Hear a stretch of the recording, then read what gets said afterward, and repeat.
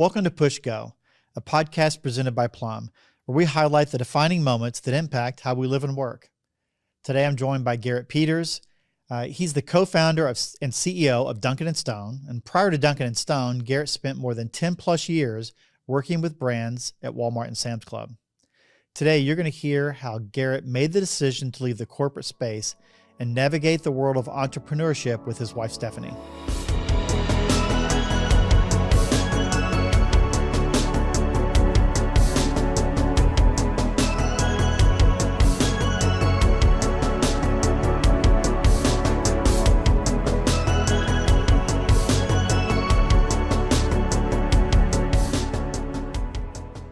Garrett, welcome to the podcast. Hey, thanks for having me, Rick. Hey, it's always exciting to have an alumnus. It is true. To be able to engage and talk about the good old days. And I was trying to think back. It was during the North Star days, right? Oh, yeah. Back in the day. So how was it how did you either get recruited by or find out about North Star back in the day? Back in the day, I think it was 2010 when I first stepped into the North Star building.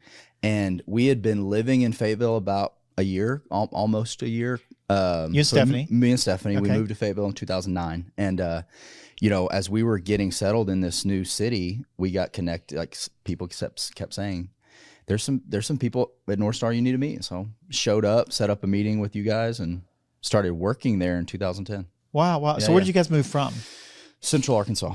Yep. Okay. So was that home for both of you originally? Well, originally I was from Fort Smith, grew up there, and then went to school at UCA down in Conway. Stephanie's from Conway and went to school at U of A, and then she went back home to get her master's degree, and we met in 2007, and then got married in 2009. Wow, so made it up this way. Yeah. So started North Star. So at those days, was this the analytics, kind of that side of the world, getting into the vendor Walmart kind of world? It was. So what was it with Clay and Mark? I'm trying to remember. It was Clay. We had it was kind of the dream team, is the way I look at it. I will say that. I will say that because it was a team of Brandon Hall. Oh, Clay. It was Clay. Oh, yeah, great guy. Mark Yount, Ben Kirksey, who you've had on your podcast, was on the team. Preston was an intern at the time, and then Preston came. Yeah, Preston was around. I mean, it was a phenomenal group. Wow. And so yes, it was my first entry into like the whole supplier CPG world. Basically I was Mark's right-hand man. I mean, really, I just kind of shadowed him, did whatever he said. He showed me what to do, and I worked as an analyst under some of his brands. Wow, that's so cool. Yeah, that's so cool. You still keep up with most of them? I do. I do. I saw Mark last weekend. Went over his house to borrow something, and still keep up with a lot of those guys for sure. So yeah. Oh, that's great. That's really great. Good. So you were there for a while, kind of doing various roles. From there, did you get into selling then, or did you move from North Star into selling roles somewhere else? That's a good question. From there, really cut my teeth a little bit and to understand what account management and selling look like, but not officially. So from North Star, I left North Star and went to Smucker's in 2012, and so that was entering which more. Is a massive change from a small company to this big machine, truly in the vendor world. Yes, exactly. Okay. So I made the decision at the time and said, I really want to go work for a supplier. Okay. I want to do that. I wanted to get some brand experience and got connected. Is a great company. Great place to learn. And they had the training and development. Okay. Yeah, it was great. So I was there from 2012 to 14. Still not officially carrying the bag as an account manager during that time. Funny enough, Preston, who was at North Star as an intern, was at Smucker's at that time. So I got to work. And were you working with William there, or wasn't working directly with William? Another person there, but I sat right outside of his office actually, which was quite funny. But so I got to experience working on great brands, supporting great salespeople, and I thoroughly enjoyed my time at Smucker's. It was great. Okay, really so you had the startup. You're starting out. Now you're learning. You're growing. You're adding all that. So, what was next for you then? Yeah. Did you really want to carry the bag? So that was your goal. It was to get experience. It was, and in that situation, it was not unlike probably a lot of companies around here. It was one of those things where I I was going to most likely have to move to another retail team or home office to get more training in order to become a sales director or account manager. So at that situation. Let's pause for a second there, because for people that really don't understand the economy you're living in here, this world, and the vendor world, it's fairly straightforward to get started, but to move along, it's hard to be a new hire or entry-level person to jump into truly a buyer interface sales type of role. So you knew in your mind getting into this, there would be stair steps. So you would bounce around a little bit. So what was your first foray into selling then? Well, so because of that, I was, we were kind of rooted in Northwest Arkansas. You wanted to stay. And I wanted to stay. Nothing against, I probably could have had a great future working at Smucker's, and nothing against that at all. But I was like, I really want to stay. But I want to carry the bag. I want to be an account manager. I want to do that work. A friend of mine who was at Harvest Group at the time kept, plugging Harvest Group and saying, hey, come over, work with us. Like, we can get you can start as account manager, et cetera, et cetera. And I said, I'm going to do that. So to your question, that was the transition into, officially selling, was going over to Harvest Group and being an account manager there. Now, at that time, you and Stephanie, are you a kid number 1 or 2 we yet? Had 2 kids. We had two kids at that point. Yeah. So I think this was 2014. So we had a 5-year-old and a 3-year-old at the time, 2 of our boys. To your point, you're ingrained, the community part, you're really feeling like you're part of the community. I did. And in this vendor world, you could see the path, right? You could see where you could keep progressing along. But you didn't stay there. At Harvest? Yeah. I didn't. Where'd you go from there? Yeah, so was at Harvest Group. Great time there, 2014 to 2019. From Harvest, I went to another local broker team called Arena.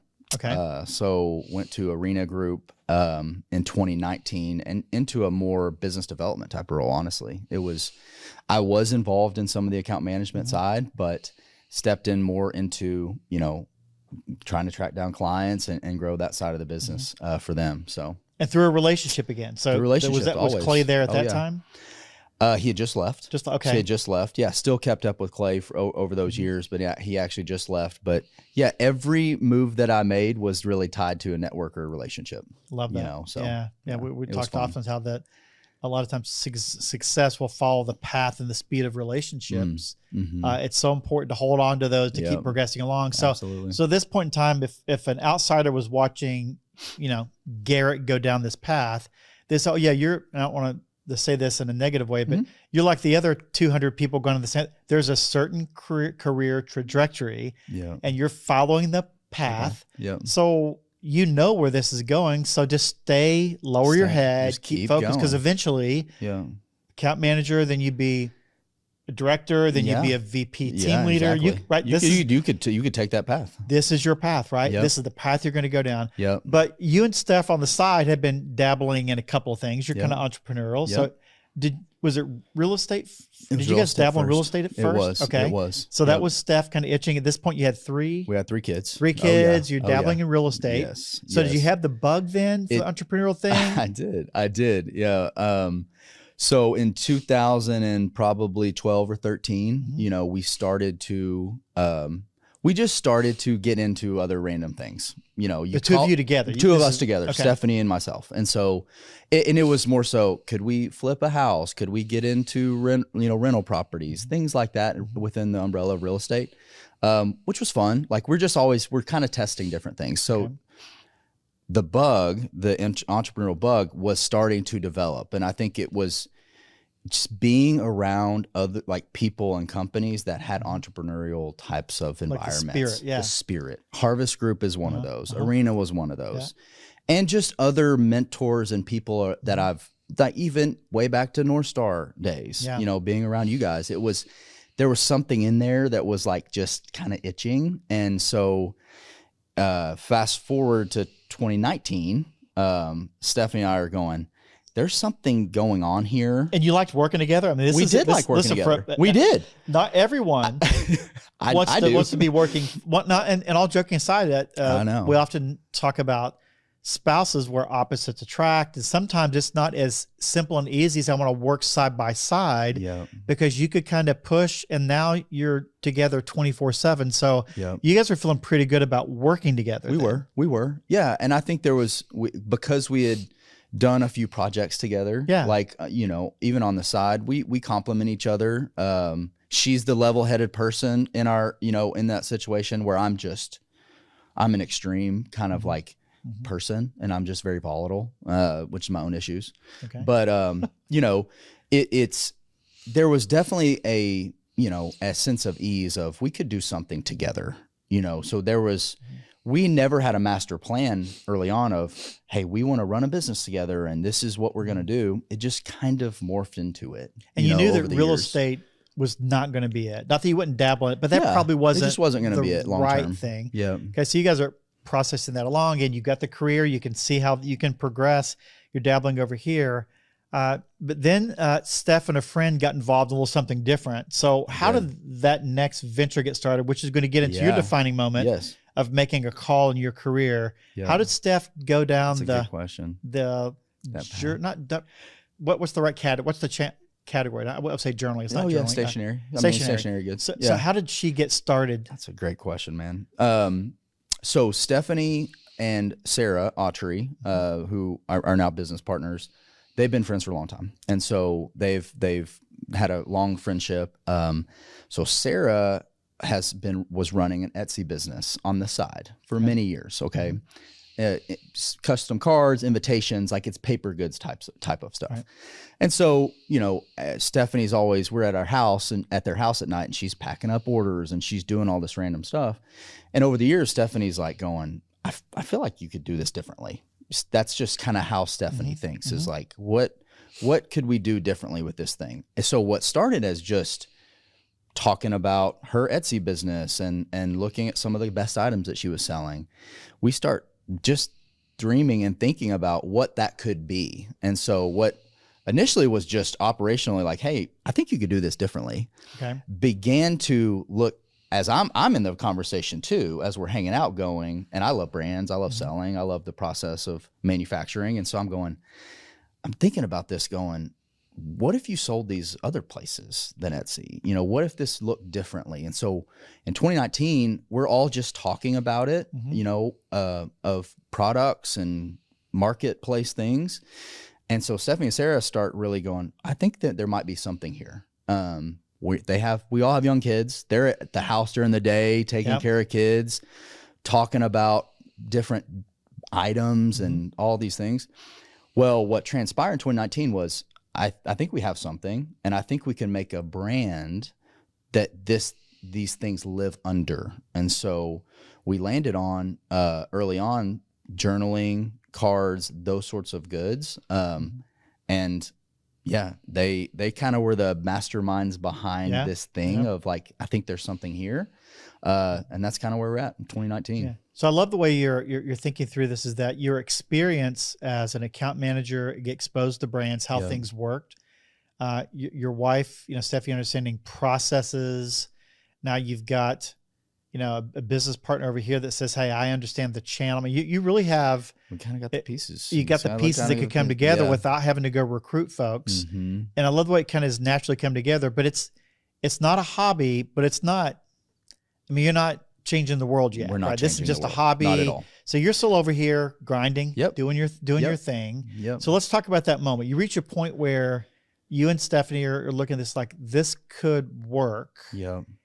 But what changed for you? What got you to the point that said, I maybe should make a complete career change and jump into the entrepreneurial world? What was that moment you hit push go? That's a great question, Rick. It was, so when we officially launched in 2020 in spring, and the brand is Duncan & Stone. Duncan & Stone. That was the official, no longer an Etsy kind of play around with cards. It is a legit brand company to get started. Yep. So we launched in 2020 with 5 items. And And you said this is you kind of helping because you're still working full time. I'm still working full time. This is a complete moonlight gig for me. Okay. So it's Stephanie and myself, and then Sarah and Garland are other business partners. Now, is Garland involved? Is Garland watching? He's watching. He's watching. I know Garland. Good luck. I know. Yeah. You're right. Basically. So he's a part owner, and we call him a founder. Although, what did he didn't really find anything. Right. Someone's got to be a spiritual founder. Exactly. We love you, Garland. He was involved early on, but so we launched a business in 2020 officially.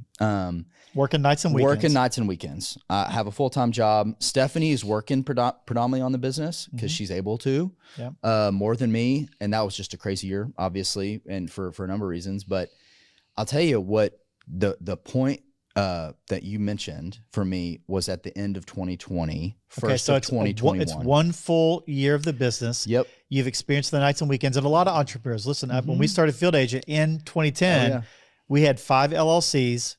We're running them, and we're working nights and weekends to do this side project. I remember you guys doing that. It was crazy days. So you're having one of those, like it's been a year, and you have to reflect a little bit. It's the end of the year. So what's going on? Okay, so end of the year, this is our first holiday season as a brand. We're selling all our business is online. We're an e-commerce business. And so 2 things happened. One, I was at home, during the holidays. The full-time job is shut down for the season. COVID's there. We're off. I've got my full-time business, job is shut down. We're working on Duncan and Stone, in our first holiday. For us, we thought it was so crazy. We look back now, like that was nothing. Like that's so silly that we were so busy, but it felt crazy. It was our first time to do this. We didn't know what we were doing. And so we get through the holiday season. We're celebrating. We have momentum. We're rocking and rolling. And we get to the first of the year, and 2 things happen. One, I am like celebrating the fact that we're like, this is happening. This is a thing. This is going on. You could see it. I could see it. It's like something's building, Yeah. But at the same time, I get checked back into my full-time job. Which expectations are you are going to come back in January, yes, right? 100%. You have clients expect a certain thing. Yes, exactly. There's like, okay, we're back. We're ready to hit the ground running. I have a lot of responsibilities at this job.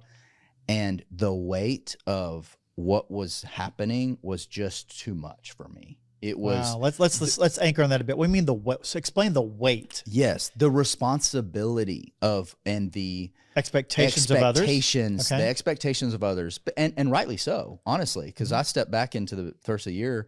They're saying, "Hey, you're a part of our leadership team. You're ready to rock and roll. Like we're committed to that. You're committed. Now you've got involved. Sarah and Stephanie over here. You kind of committed to them, and then you're looking at yourself saying, "What am I doing?" Absolutely. I don't know if it was a full-on mental breakdown. I haven't fully experienced Let's that. call it anxiety. Let's call it anxiety. High anxiety. Okay. My eyes were twitching. My body was a mess, and this was like the first day back at my full-time job. First day. And I was just like overwhelmed. I'm like, this is too much. So you truly are torn between 2 opportunities. Both have high expectations. Yes. Yep. And you realize for the first time that you can't do either one of these halfway. It's not fair to either one for the responsibilities you've committed to. Yep. So how are you processing this? Are you just in a fetal position in the corner? Are you calling 3 friends? Are you talking to Steph? Like, what are you doing? Here's exactly what happened. Here's what happened. I was working at home. Everyone's working at home still. Walked into the kitchen at lunchtime. Okay. Stephanie is in there. And I look at her. She's actually working on forecasting that year for our which you should have been doing that work. I should have been doing, exactly. But you weren't because you had your real job. Exactly. Right? I couldn't forecast the business. So she's looking at the numbers going, she's thinking about all this stuff. And I walk in there and I'm like, I'm losing it. I don't know what's going on. I'm a mess. And she looks at me and she says, "You need to quit your job." Wow. That's it. Just deadpan. Like No, maybe nothing. You need to quit your job. Exactly. Has she ever inferred or hinted at that before? We had talked about it like this, future state. Like this is something we could work towards. Like that could be a great goal for us. But for Stephanie, she's normally not a, hey, you do this, more like, let's talk about it. What do you think? She's like, nah, quit your job. Do it. Wow. I was not expecting that. And you responded. I was like, no, what are you talking about? I'm like, what are you talking about? I don't need you to, I'm like, don't solve it. Don't solve it for me. Oh my goodness. That's so good. Totally like such a guy thing to do, we'll fix it. And it's like, She was like, no, I'm looking at the numbers right now. She's like, we can do this. You need to quit your job. Because here's the deal. And it was, you explained it perfectly. I couldn't do both halfway. I had to go one or the other. And I basically told her, I'm going to either stop working on this side hustle that is Duncan and Stone, or I'm going all in. Like I can't do this halfway thing. Yeah. I love it. If you're having that cup of coffee, you know, talking to someone right now, and someone's dealing with this kind of decision, it really is at some point in time, you have to commit. Yep. I mean, that your yes be yes, your no be no. Don't live in the world of maybe. And you're in the world of maybe. Well, maybe I could maybe, and that's not healthy. It isn't. And it's not fair. So now you're at this point and you still have to make the decision. And this is like noon your first day. So you're not even past your first day. Not even past my first day back in the office. And she says you need to quit your job. And you're like, what are you talking about? So what do you do? So I basically wrap up the rest of the day, you know, finish the day. And I told her, I said, listen, I need to talk to some people. We need to meet as a team tonight. So what I started to do was just to call a couple of my close friends, you know, a couple of my very close friends. Some of them run their own business themselves. Others don't. They're just good friends. And I'm just processing. I was just like, hey, what do you think about this? Does this surprise them, or they should, because they kind of know your story? Yeah, they weren't too shocked. They weren't too shocked, you know? So it was a combination of reaching out to close friends to talk to them. And then that night, we met as a team of 4, and I said, we need to talk about this because we have owners. We have other owners that we work with. I'm like, what does our team say?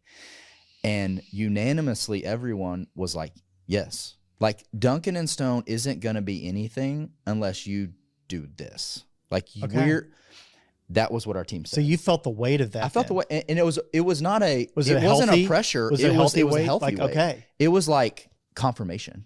It was just confirmation of, wow, this is a good idea. You know, this now fast forward, like we could talk later about all the other stuff, but you know, at the time I'm going, I'm getting a lot of thumbs up here.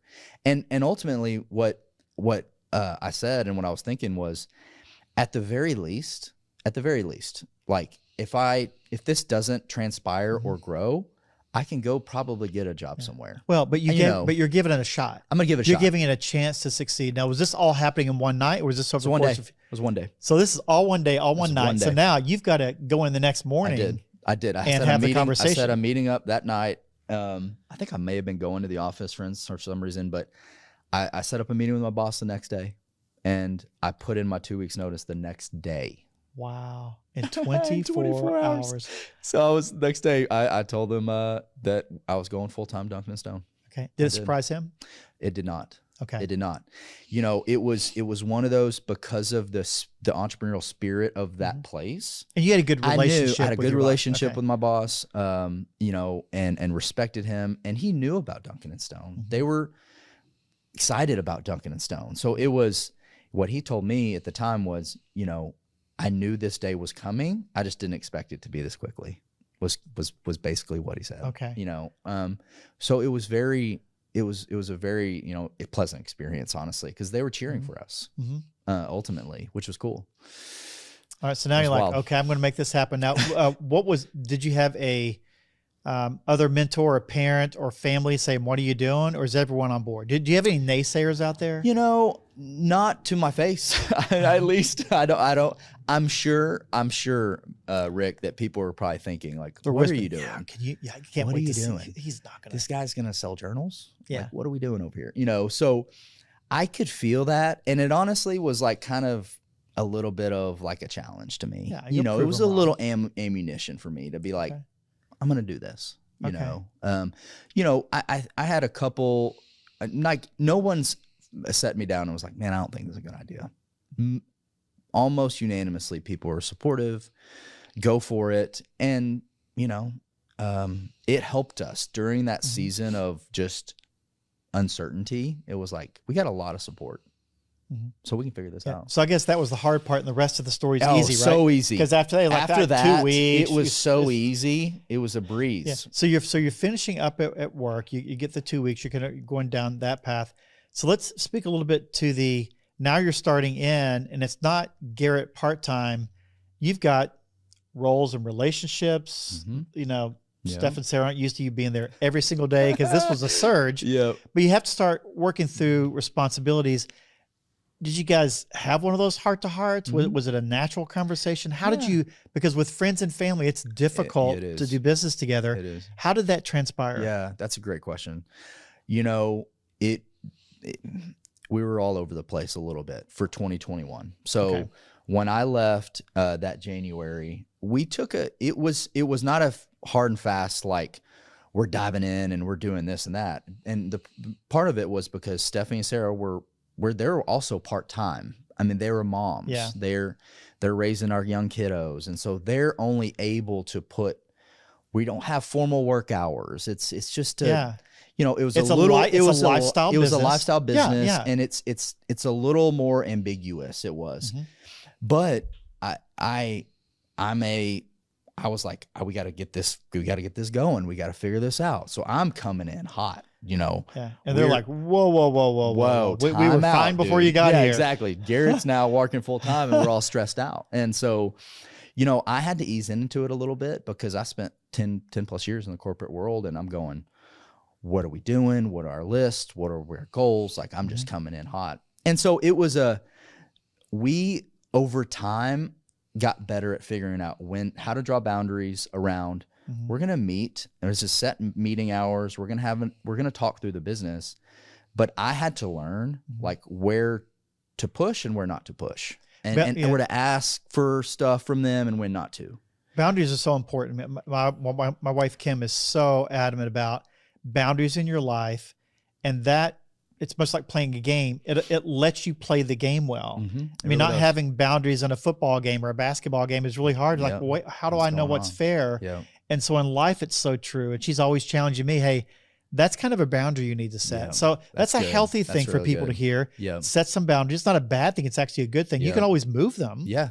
But set those boundaries now. Really okay. Good. So you're working through that. So when did you feel like we're hitting on all cylinders, that I think we've navigated the startup and it feels like we have a little bit of a routine and a rhythm as a company? How long did that take? It took almost a year. It took so it wasn't an overnight success. It wasn't an overnight success. Okay. I will tell you, 2021 was a really hard year. It was hard for me personally as I was transitioning into doing the business full time.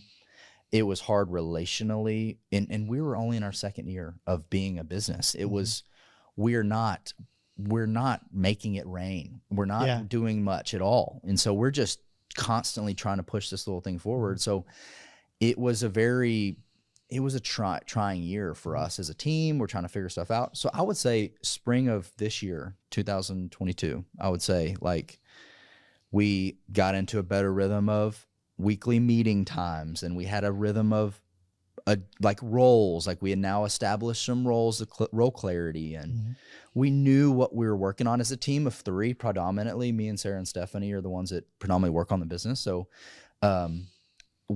until this spring of this year, we were kind of all over the place. So it took some time.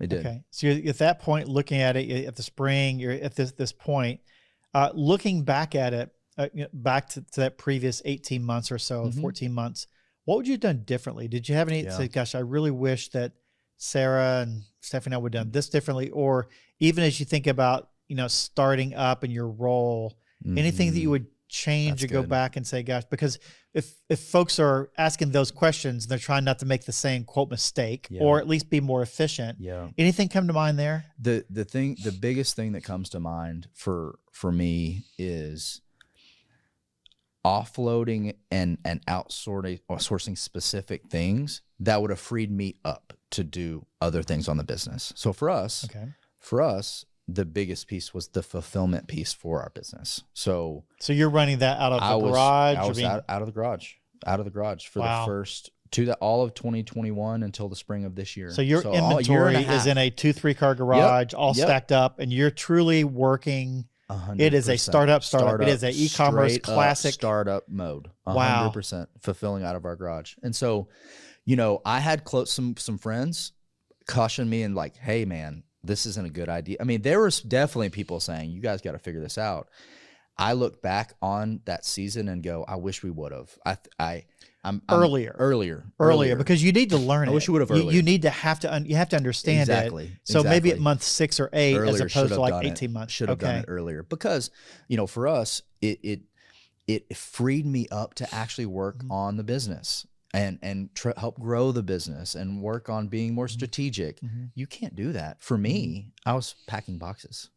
Well, and there was a season. There's a season for it. You have to do that. Yeah, and it was good. And I look back and probably wouldn't change it, but I wish I would have done it earlier, probably. Yeah, I know Andy Stanley, who's a pastor but a leadership expert, and one of the quotes he always uses is that when your company gets to a certain size, you have to look around and say, am I only doing the things that I'm uniquely designed to do?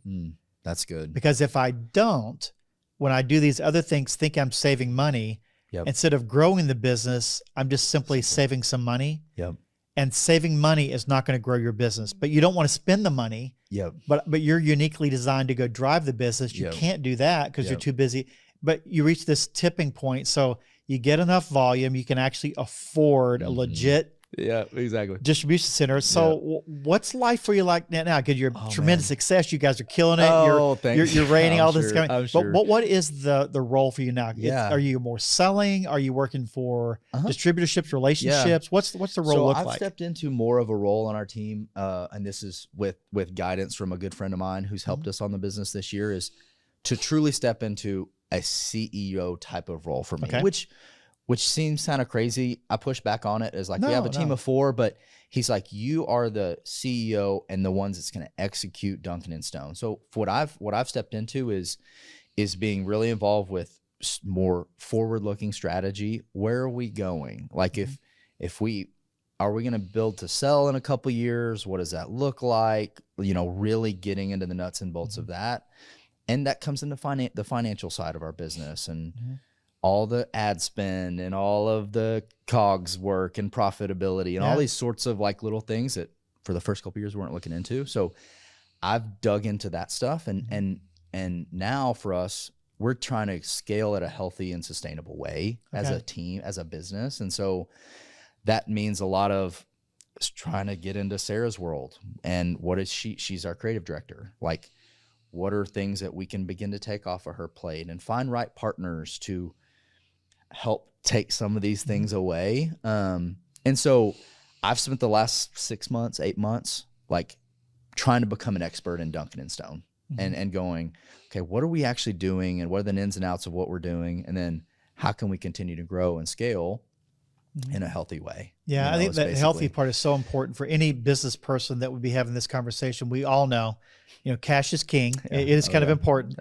But a healthy, sustainable growth is better than a growth you can't keep up with because it's going to cause major problems. And no one wants to be in that path. So I love that healthy growth approach and what you're trying to do. That's fantastic. It's been fun. This year we're approaching the season. This is a peak holiday season. How are you guys feeling about the business? It's great, man. I mean, we're thankful. We're so thankful. Our holiday sales are very strong, right now. And like I told you before we got on here, I'm not having to pack boxes today. Well, if you did pack boxes, it's amazing. So if I ask you to maybe show us an example of wait a minute. You don't pack boxes. You're not in the little details. You don't carry samples anymore. So, hands off, man. Hands off. So we have to hands off the business. To virtually kind of understand. To go check on the internet. Yeah, and see pictures. Wow. But but all joking aside, what is your number one seller? The thing that you cannot keep enough of? We have run out of this item the last 2 holidays. Okay. And we committed to not running out this year, so we ordered a buku amount of them, and it's our legacy journal. So that is our best item. By having the legacy journal, explain to folks what is Duncan and Stone, the business, and what is a legacy journal? And tell me, it's because you're not selling stationery per se. You're selling something else. We are. So give me the pitch. Yeah, the pitch is Duncan and Stone makes prompted keepsake journals. We're a giftable keepsake journal business. And what we have found over the years is that people want to capture their memories. They want to capture their memories and moments. And specifically, the reason our legacy journal is so good is most people in my stage of life, what do you get your parents? What do you get your grandparents? You know, wow. as a gift. Yeah, that's great. And we want it to be meaningful. So we created Legacy Journal years ago as a place to capture someone's life story. And so that journal helps them write that out. It's a prompted family keepsake journal. Very easy to do. And, you know, you can check it online for sure. But, you know, we have made a commitment to not run out of that thing. And I would love if we did, actually. That would be amazing. But that's so good. But anyway, yeah, it's our best item. Well, so for us, about a year or so ago, I purchased for my wife the journal that was tied to recipes. The name for that? Family recipe book. Family recipe book. It was so cool because over the last year or so, when we go home and visit aunts, you know, my mom, her mom, we've pulled off that journal and we said, okay, we love your blonde brownie recipe. We love your my Auntie Montaloo. She's 90 years old. She has an amazing Italian spaghetti recipe. I'm telling you, her sauce, it's a pork. Anyway, and so what was beautiful about it is that she wrote, which the journal prompted her, where did it come from? What came from her in-laws from Sicily. Boom. Okay. What are the ingredients? And tell us a story about when you made it with me. And it was just, it's so, and it's on her writing. Oh, that's so cool, it is man. Priceless. And how often we've gone around as it's just a recipe card. It's a memory thing. So man, kudos to you guys. It was fantastic. It was a great experience for us. I love that. And that's what we're trying to do. You know, we have journals for every life stage, basically. Engagement, wedding, you know, family, recipe book, gifts for parents. And that's what we've seen. That's what customers say is like, we love gifting these for people we love and doing it together and experiencing that together. And so anyway, it's been fun to develop this little brand over the years. Well, I love the fact that you guys are truly solving a problem. And it's not a bad problem, which is what do you give someone? We could joke about that, but having a way in today's digital world of getting back to a little bit or old school so that you can provide some legacy types of memories in a very unique way. I think you really are solving something there. So man, so thanks for making the effort and doing that. So let's say that someone wants to have a cup of coffee with you, or better yet, we'd love to. They want to buy a journal. You know, how do we get a hold of you, and how do we take a look at the legacy journal? Absolutely. Well, you can get a hold of me. LinkedIn is definitely a place to do it. So LinkedIn's easy. Or send me an email. You can send me an email at Garrett, 2 R's, 2 T's, at duncanandstone.com. A-N-D, Stone. Duncan and Stone with A-N-D in there. And our website is duncanandstone.com. So we have all our items on there. Go check them out. And enjoy them. You can find them on a couple different sales channels, but our website's a great place to go. Fantastic. See what we're about. Garrett, man, thanks for coming on Thanks today. for having me, Rick. Appreciate it, man. Thanks for listening to Push Go, a podcast highlighting the defining moments that impact how we live and work. It was great to have Garrett on the show. If you like what you heard, you can find more stories just like this on listen.plumshop.com. And hey, we wouldn't be mad if you left us a review wherever you listen to podcasts. We have new episodes that drop every Wednesday, and if you're watching on YouTube, feel free to like and subscribe. A quick PS, the segment where I give you a brief update on something happening at Plum. Now today we're talking ratings and reviews. Now, customers rely on them, retailers require them, and you know which products need them. So why wouldn't collecting ratings and reviews be as simple as click and go? Plum partnered with Field Agent to bring you the fastest, simplest, and most cost-effective ratings and review solutions, all available on Plum in, get this, just a few clicks. Use the code PUSHGO, that's P-U-S-H-G-O, at checkout for any $100 off on any project.